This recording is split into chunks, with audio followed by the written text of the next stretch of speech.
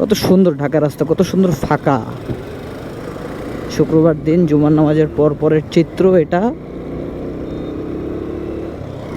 আর যখন আমি আবার এই পথে ব্যাক করবো, আমি জানি যে তখন এই রাস্তাটা দিয়ে ভয়ঙ্কর রকমের জ্যাম আমার ঠেলে যেতে হবে। 2000 years later 7:20 আলকরম দিয়ে যাত্রা শুরু করছি। ঘড়ির কাঁটা এখন কয়টা বাজে সঠিক আসলে বলতে পারতেছি না।